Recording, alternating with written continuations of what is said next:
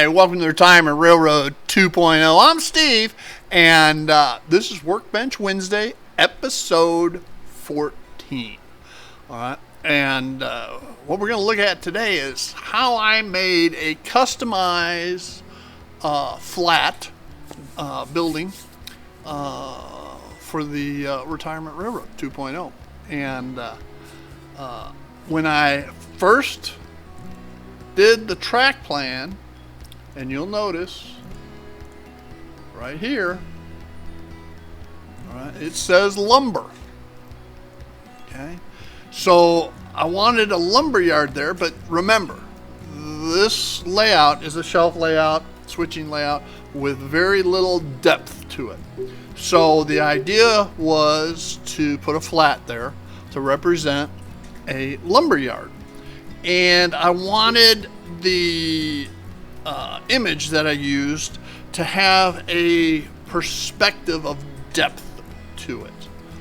All right. And so I looked up and down the internet for the right image, and I just couldn't find a representative lumberyard picture.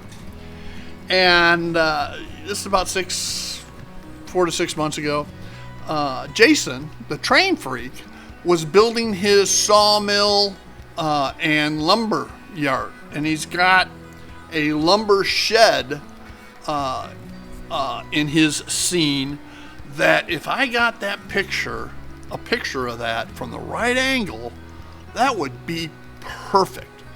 So I got a hold of Jason. He took some pictures and emailed them over to me, and I manipulated one of those to give me the perfect image, I thought, for what I wanted to accomplish. So with that, hang tight and we'll go take a look at how I manipulated the image and came up with the flat that resulted in what I think is a pretty good image. All right, so hang tight and I'll walk you through it. So I grabbed this picture off of Jason's video on YouTube to show that shed I was talking about there in the background. And of course, this picture isn't usable, but I did get a hold of Jason, and he sent me a couple pictures. He sent me this one, which is head on, which won't work exactly either because of the angled siding. This one is perfect, except it's reverse. So I manipulated it and got it in the right perspective.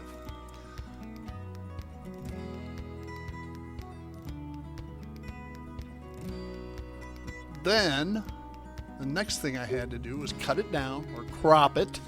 So I cropped that picture, and then I put it into Word so I could properly size it to match the area I needed and the scaling necessary. And you notice there's the start of a second one right below. After getting it properly sized, I had to utilize some spray-on adhesive to a back of a 1/4 inch thick piece of black foam board. Now I usually prefer the 3M 77 spray adhesive, but they didn't have that locally, so I tried these two. And I used some masking tape so that any overspray to the area would not be affected on the foam board. I took the printout, which is a double printout, as I alluded to, and got it sized properly.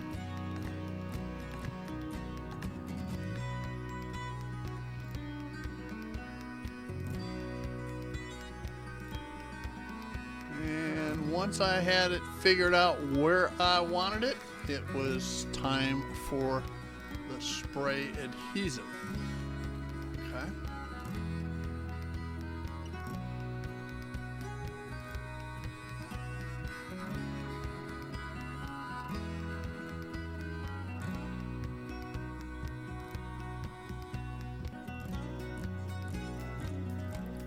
And I decided to use the Aleene's spray adhesive.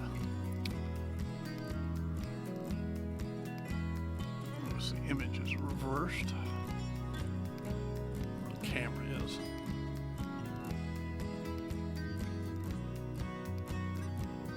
As was the picture, actually.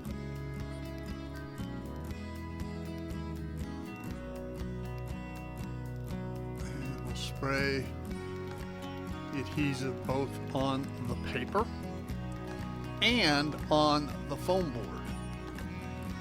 And it soaks through and it looks like hell. But as it dries, that tends to go away, and what remains just simply looks like some weathering. And I look at it up close, and like I say, it just looks like a little bit of weathering. And so I don't have to worry about weathering the picture. Now, making sure it goes on flat with no wrinkles is the key. And then I utilize a handy wipe to simply press it into place.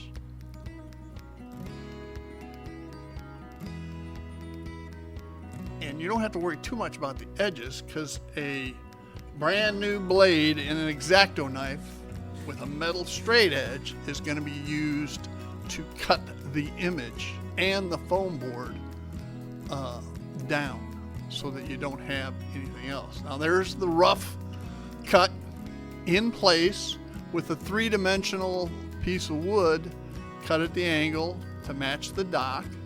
Now I still need to do a little bit of weathering on the top of that wood so that it looks matches the picture and gives that full sense of forced perspective. I've added in a forklift and a driver and some wood. Now I've got the 2 LEDs added in. It gives it a great effect. With that, I want to thank you for joining me here at the Retirement Railroad 2.0. I think the flat turned out great. I'm really happy with it, courtesy of Jason the Train Freak. For those of you that aren't subscribed to him, there'll be a link below. And I'm really happy. Now, you may have noticed when I showed that screen print of how I resized it in Microsoft Word, there's room for 2 of those pictures on a sheet of paper. So why not go ahead and print 2? And that's what I did, and I've got it wired. All right. And so there's 2 LEDs on it, and I'm going to give this away during my Friday live and mail call stream on this coming Friday, which will be September 20th. Sometime between 10:30 and 11:30-ish, and Central Time. So and it's an HO scale. So if you're interested, tune in, and you might win it. So with that, again, thanks for joining me here at the Retirement Railroad 2.0 Workbench Wednesday, episode 14. I'm Steve, and y'all have a great day. Bye now.